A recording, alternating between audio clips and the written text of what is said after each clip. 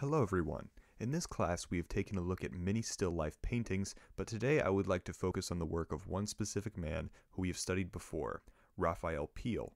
In his still life paintings, Peale always manipulates details and symbols to convey certain meanings and bring themes to light, making his paintings much more than simply fruit on a wooden table.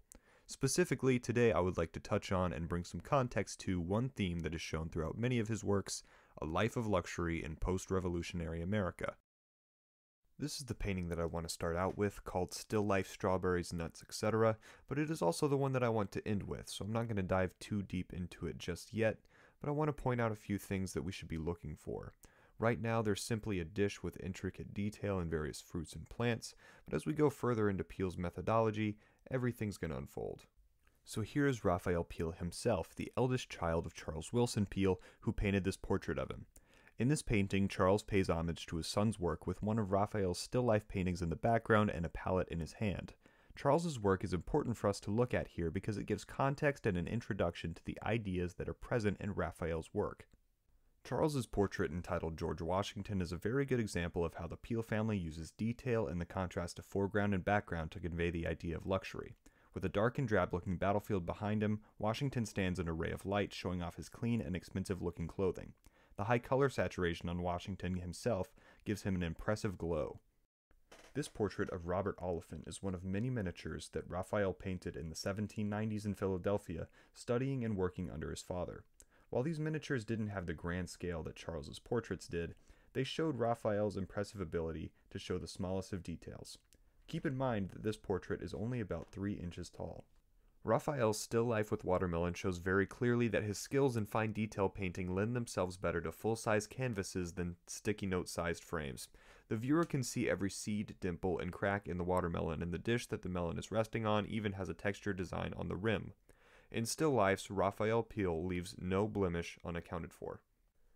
Blackberries is a great example of how Raphael follows in his father's footsteps, dimming the background and causing every subject in the foreground to look vibrant and full, no matter what color.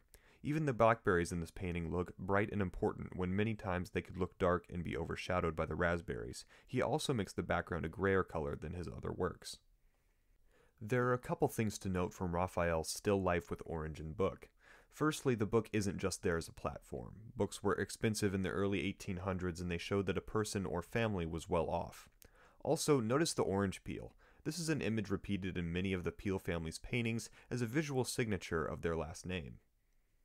One of the most important parts of a still life painting is the placement of items, and Raphael's style shows elegance in its simplicity. You can see here that rather than trying to place as many items as possible in the frame of view, he chooses very deliberately, letting each item tell a story.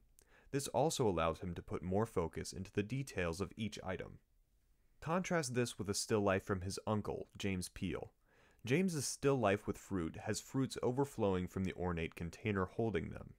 While the colors contrast more drastically, the viewer is not drawn to any specific piece in detail, but rather they look at the picture as a whole, with the colors being the focus. This painting brings up 2 recurring motifs that show up repeatedly in Raphael's paintings, strawberries and import porcelain, and one which is unique, an ostrich egg cup. All of these are representative of what a luxurious life was like for an early 19th century family. Imports of porcelain, especially from the East, were not easy to come by, so this makes the Peale family seem to be high class. Here we can see 2 more symbols of luxury that Peale uses, liqueur and citrus fruits. While brewed and fermented alcoholic beverages were common, fancier liqueurs were much more highly sought after due to their highly priced ingredients and difficult process of creation.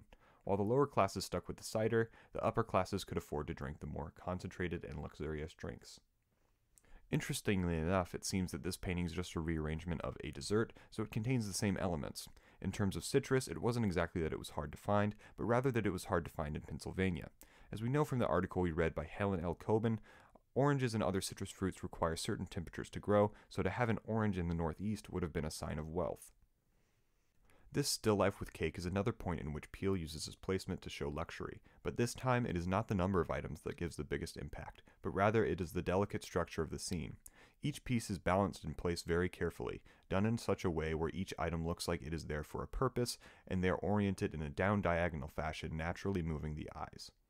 Now I have this one here simply to contrast with the next one. I wanted to make sure that I mentioned the different feelings that Raphael Peale's paintings give.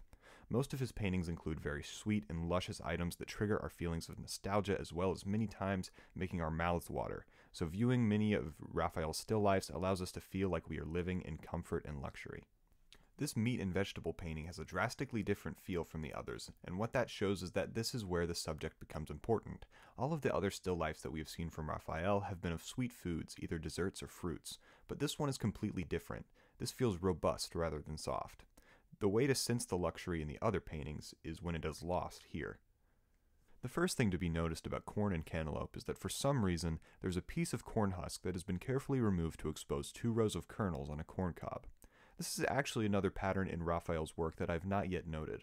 Raphael uses cross-sections of things very frequently in his work, making sure that the outside appearance isn't the only thing that shows. This theme is also shown here, with this watermelon being split in a very specific and intentional way. As with the orange peels, Peale only opens up a fruit or item when it is for a purpose, and in this case he's using the seeds of the watermelon to represent the new life that lies inside an otherwise lifeless object. The plants are dead, but they have this potential for life within that Raphael wants to show. We've seen this cake many times before at this point, but this time it is bigger than usual, and for the first time it sits in the middle of the scene. Here we are meant to notice the repeated design of the top of the cake, easier for us to see now. It is a green and red brush pattern which is very colorful, and it is there as an example of the types of luxurious desserts that the upper class were eating at the time. Here there are various repetitions of elements that we have already discussed coming together. There is Chinese import porcelain, citrus fruit, and a book. What this painting also does though is add a couple more elements. There are silver utensils, and the thing that holds the lemons is actually hand-painted woven European porcelain. All of these pieces help to make the painting exude the idea of luxury with extreme intensity. Finally, back to this one. Now we have a full view of the front design of the last painting's porcelain, which is meticulously painted on. Also, the strawberries here are not in season, so similar to the citrus fruits which I have mentioned, the strawberries are now symbolic of luxury, not just sweetness. This piece rounds out everything we need to know about Raphael and luxury, tying all of his elements together. So essentially, Raphael Peale had an affinity for luxurious items, or he at least found them as compelling subjects to paint, finding clever ways to use them to represent luxury.